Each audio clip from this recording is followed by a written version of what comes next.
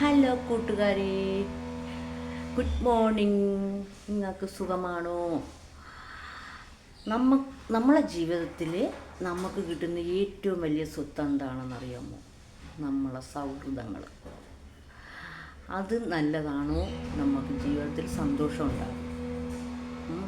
എന്തിനും നമ്മളെ കൂടെ നിൽക്കുന്ന, എന്തിനെന്ന് പറഞ്ഞ് നമ്മളെ സുഖത്തിലും സന്തോഷത്തിലും നമ്മളെ കൂടെ നിൽക്കുന്ന നല്ല സുഹൃത്തുക്കളെ നമ്മൾ ജീവിതത്തിൽ മറക്കാൻ പാടില്ല. ഞാൻ അങ്ങനെയുള്ളവളാണ്. പക്ഷേ നമ്മളെ മനസ്സിലാക്കാതെ ഇരിക്കുന്ന സൗഹൃദം നമ്മൾ ഉപേക്ഷിക്കുക. അത് എത്ര നല്ല സൗഹൃദം, എത്ര വർഷങ്ങളെടുത്താലും, എത്ര ആയിരുന്നാലും, മനസ്സ് തുറന്ന് ഇരിക്കുന്നവരായാലും നമ്മളെ മനസ്സിലാക്കാത്ത സൗഹൃദത്തെ നമ്മൾ ഉപേക്ഷിക്കുക.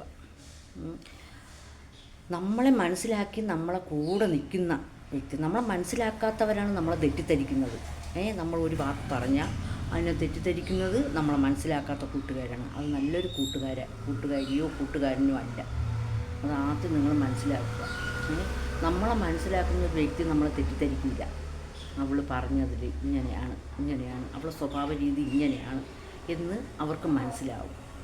നമ്മൾ പറയുന്നതൊന്ന്, നമ്മൾ എന്താണോ പറയുന്നത് അത് അവർ തെറ്റിദ്ധരിച്ച് നമ്മളെ വേദനിപ്പിക്കും. അങ്ങനത്തെ സൗഹൃദം നമുക്ക് വേണ്ടിയേ വേണ്ട. നിങ്ങളുടെ അഭിപ്രായം എന്താണ് കൂട്ടുകാരെ? അങ്ങനെയല്ലേ?